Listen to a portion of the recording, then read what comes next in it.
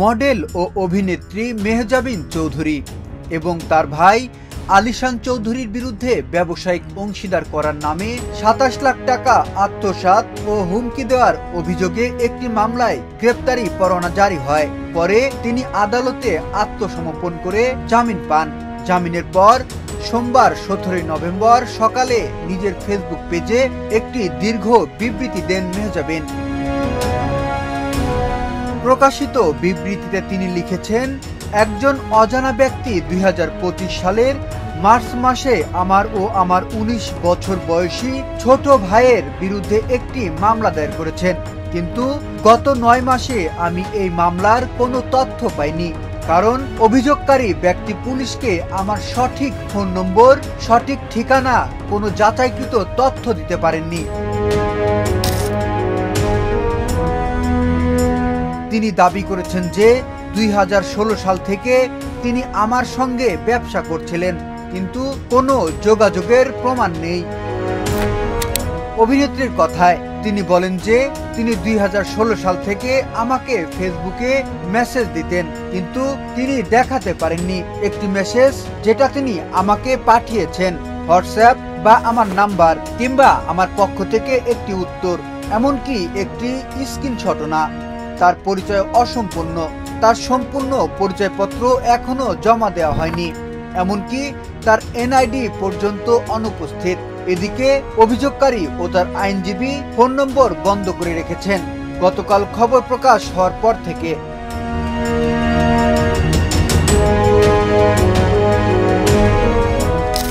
মেহজাবিন আরো লিখেছেন, আর্থিক লেনদেনের কোনো প্রমাণ নেই, কিন্তু তিনি দাবি করেন যে তিনি আমাকে ২৭ লাখ টাকা দিয়েছেন, তবে তিনি দেখাতে পারেননি কোনো ব্যাংক লেনদেন, কোনো চেক, বিকাশ লেনদেন, কোনো লিখিত চুক্তি, কোনো রসিদ, কোনো সাক্ষী, কিছুই না, একটি কাগজপত্রও নেই। এরই মাঝে ওই ব্যক্তি দাবি করেছেন যে ১১ ফেব্রুয়ারি আমি তাকে চোখ বেঁধে হাতিরঝিলের একটি রেস্টুরেন্টে নিয়ে গিয়েছিলাম আমার ছোট ভাই সহ আরো ৪-৫ জনকে নিয়ে। কিন্তু গত ৯ মাসে তিনি দেখাতে পারেননি রেস্টুরেন্ট বা আশপাশের রাস্তায় ১ সেকেন্ডের সিসিটিভি ফুটেজ, কোনো সাক্ষী, কোনো প্রমাণ।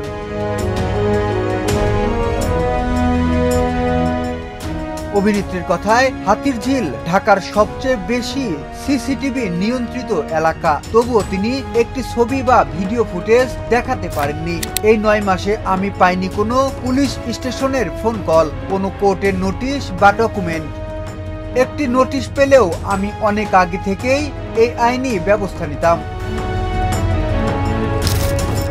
মেহজাবিন বলেন, আমি আইনের প্রতি শ্রদ্ধাশীল। এই মামলার কোনো ভিত্তি না থাকলেও যখন জানতে পারলাম যে একটি অ্যারেস্ট ওয়ারেন্ট জারি হয়েছে, তখন আমি আইনি প্রক্রিয়া মেনে জামিন নিয়েছি, কারণ আমি আমাদের আইন ও নিয়ম মানি। তার কথায়, প্রমাণ ছাড়া দায়ের করা মামলা কখনো সত্য হয়ে যায় না, সত্য খুব দ্রুতই আদালতে পরিষ্কার হয়ে যাবে। এখনকার দিনে কাউকে অপমান করা, মানহানি করা বা ভাইরাল হওয়ার জন্য অন্যকে ব্যবহার করা খুবই সহজ হয়ে গেছে। এই ব্যক্তির যে উদ্দেশ্যই থাকুক, আমার বা আমার পরিবারের সুনাম ক্ষুণ্ণ করার চেষ্টা করে সে যাই করতে চায়, আমি বিশ্বাস করি সবকিছুই খুব দ্রুতই পরিষ্কার হয়ে যাবে। এর আগ পর্যন্ত আমি সবাইকে অনুরোধ করব, দয়া করে সহানুভূতিশীল হন, দয়া করে মানবিক হন এবং কাউকে না জেনে কোনো মিডিয়ার ট্রায়াল শুরু করবেন না।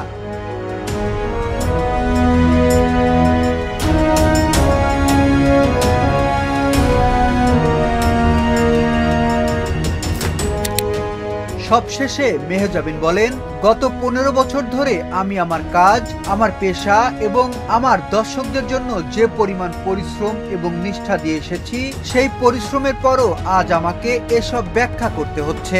এটাই সবচেয়ে দুঃখজনক। বিনোদন ডেস্ক, শোবিজ 24।